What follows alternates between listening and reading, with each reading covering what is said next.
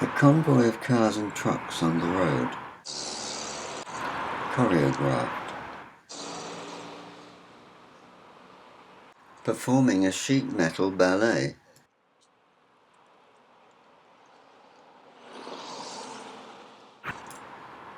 Bicyclists can join in. They just need to learn the rules.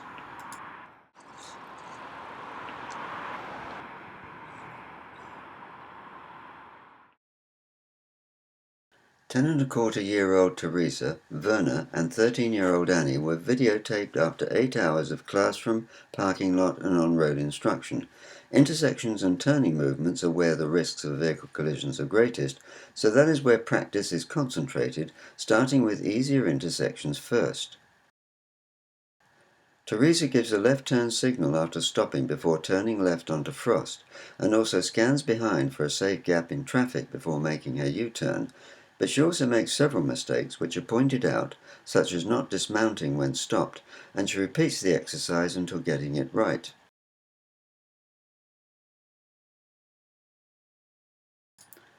Annie makes several mistakes, scooting to start and not scanning behind before turning, but is in the correct lane position for making a left turn, and gives a left turn signal to show her intention. She stops correctly, stepping down onto her right foot while waiting for her turn, and starts correctly using the power pedal while simultaneously lifting herself onto the saddle.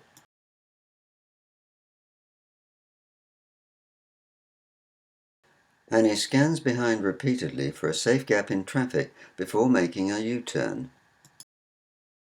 Annie stops correctly at the stop bar at the four-way stop, again lifting her power pedal for a fast start when it's her turn.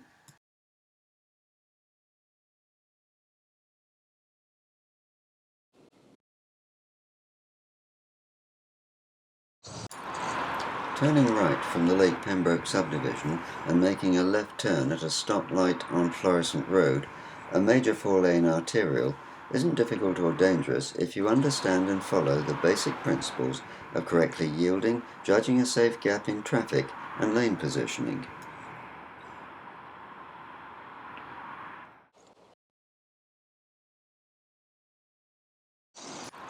This view, looking south, shows Verna waiting for a safe gap in traffic to her left. Before starting off, it's also important to check to the right for any pedestrian or wrong-way cyclist. Wrong-way cyclists are at risk of being hit by right-turning motorists or bicyclists who are not expecting anyone approaching from their right.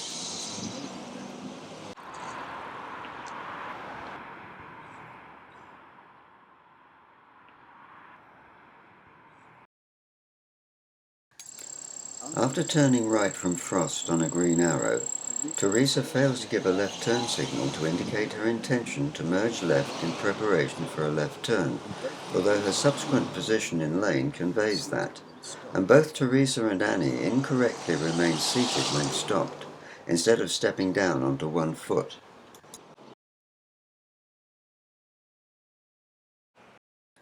Annie is controlling the lane on a downhill stretch of 25 miles an hour North Elizabeth Avenue, approaching the junction with Hudson Drive where she plans to turn left.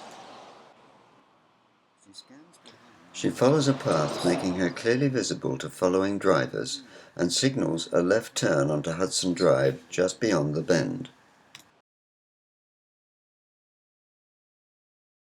Theresa, leading, is not controlling the lane until nearly in the bend, when she scans behind for a safe gap and moves left. However, Verna waits even longer and is only able to merge thanks to the following motorist.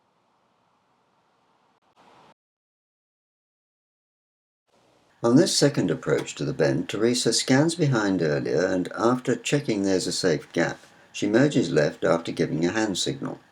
Scanning again, she sees the motorist close behind and confirms her intention by repeating the left turn signal and maintaining her position in lane.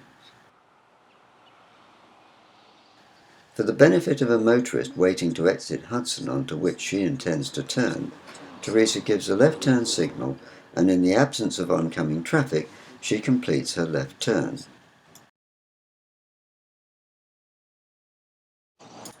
This is a challenging intersection to cross, and turning right and doing a cyclist U-turn would actually be a simpler and safer option. Going uphill means a slow start, and Annie only has a few seconds warning of any approaching car from the blind bend to her left. Traffic from Hudson opposite also often turns left. Annie raises her power pedal and sprints across Elizabeth as soon as a safe gap appears.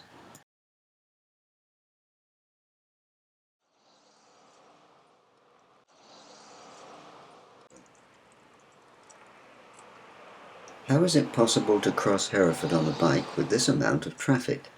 In fact, because this is a staggered junction and one turns right from Adele before turning left onto Nancy, it's only necessary to cross 2 lanes of same direction traffic at a time.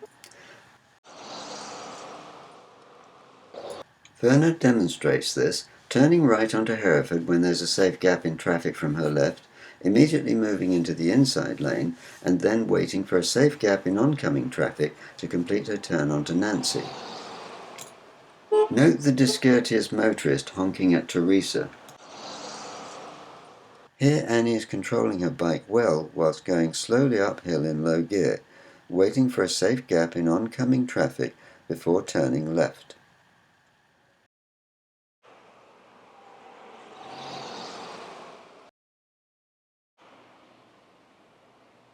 Verna waits just right of the centre line for a left turn onto Nancy, which means a bus or truck must either change lanes or wait behind her, since the lanes are only 12 feet wide.